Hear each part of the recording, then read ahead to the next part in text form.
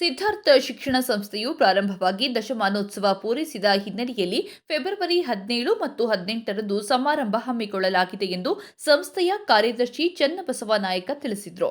ರಾಯಚೂರು ಜಿಲ್ಲೆಯ ಮಾನ್ವಿ ಪಟ್ಟಣದಲ್ಲಿ ಸುದ್ದಿಗೋಷ್ಠಿಯಲ್ಲಿ ಮಾತನಾಡಿದ ಅವರು 2014-15ರಲ್ಲಿ ಕಾಲೇಜು ಪ್ರಾರಂಭವಾಗಿದ್ದು ವಿದ್ಯಾರ್ಥಿಗಳ ಹಿತದೃಷ್ಟಿಯಿಂದ ಉಚಿತ ಬಸ್ ಪಾಸ್, ಬ್ಯಾಗ್ ಹಾಗೂ ಸಮವಸ್ತ್ರ ನೀಡಲಾಗಿತ್ತು ಎಂದು ಸ್ಮರಿಸಿದರು. ವಿದ್ಯಾರ್ಥಿಗಳು ಹೆಚ್ಚಿನ ಅಂಕ ಪಡೆಯುವ ಮೂಲಕ ಕಾಲೇಜಿಗೆ ಹಾಗೂ ತಮ್ಮ ಊರಿಗೆ ಕೀರ್ತಿ ತಂದುಕೊಟ್ಟಿದ್ದಾರೆಂದು ವಿದ್ಯಾರ್ಥಿಗಳನ್ನ ಬಣ್ಣಿಸಿದರು. ಮತ್ತು ಇದೇ ತಿಂಗಳ ಫೆಬ್ರವರಿ 18ರಂದು ಪಿಯುಸಿ ವಿದ್ಯಾರ್ಥಿಗಳಿಗೆ ಬೀಳ್ಕೊಡುಗೆ ಸಮಾರಂಭ ಹಮ್ಮಿಕೊಳ್ಳಲಾಗಿದ್ದು ಅಂದು ವಿದ್ಯಾರ್ಥಿಗಳಿಂದ ಸಾಂಸ್ಕೃತಿಕ ಕಾರ್ಯಕ್ರಮ ನಡೆಯಲಿದೆ ಎಂದರು.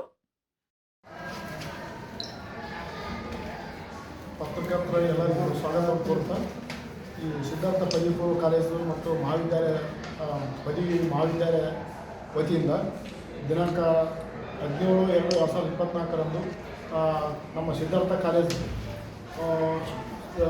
ದಶಮಾನೋತ್ಸವ ಕಾರ್ಯಕ್ರಮವನ್ನು ನಮ್ಮ ಸ್ಕೂಲಿನಲ್ಲಿ ಹಮ್ಮಿಕೊಂಡಿದ್ದು ಈ ಕಾರ್ಯಕ್ರಮಕ್ಕೆ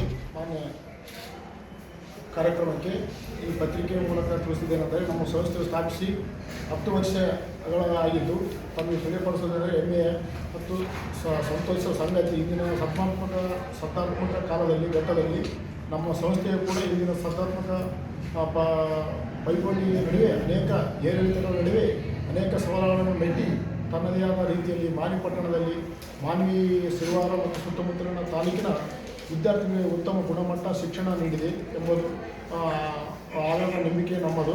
ಸಂಸ್ಥೆಯನ್ನು ಪ್ರಾರಂಭಿಸಿದ ನಂತರ ಸಂಸ್ಥೆಯ ಅಧೀನದಲ್ಲಿ ನಡೆಯುತ್ತಿರುವ ಸಿದ್ಧಾರ್ಥ ಪದವಿ ಪೂರ್ವ ಮತ್ತು ಪದವಿ ಮಹಾವಿದ್ಯಾಲಯ ಇದು ಕೇವಲ ಶಿಕ್ಷಣ ನೀಡುವುದಲ್ಲದೆ ಅನೇಕ ಸಮಾಜಮುಖಿ ಕಾರ್ಯಕ್ರಮಗಳನ್ನು ಒಂದು ವಿಭಿನ್ನ ಶಿಕ್ಷಣ ಮತ್ತು ಸಾಮಾಜಿಕ ಚಿಂತನೆ ಸಾಂಸ್ಕೃತಿಕ ಕೇಂದ್ರವಾಗಿ ಕೆಲಸ ಮಾಡುತ್ತದೆ. ಅದೇ ರೀತಿಯಾಗಿ ನಮ್ಮ ಕಾಲೇಜು ಸ್ಥಾಪನೆಯಾಗಿದ್ದು 2014-15ನೇ ಸಾಲಿನ ಕಾಲೇಜು ಪ್ರಾರಂಭವಾದಾಗ ಪ್ರಥಮವಾಗಿ ವಿದ್ಯಾರ್ಥಿಗಳ ಹಿತದೃಷ್ಟಿಯಿಂದ ನಾವು ಉಚಿತ ಬಸ್ ಪಾಸು, ಉಚಿತ ಬ್ಯಾಗು, ಸಮವಸ್ತ್ರಗಳನ್ನು ಒದಗಿಸುವ ಮೂಲಕ ಮಾನ್ವಿ ತಾಲೂಕಿನ ಹೊಸ ಬೆಳವಣಿಗೆಯ ಕಾರಣವಾಗಿ ನಾವು ಈ ಸಂಸ್ಥೆ ವತಿಯಿಂದ ಮಾಡಿಕೊಂಡು ಬಂದಿದ್ದೇವೆ.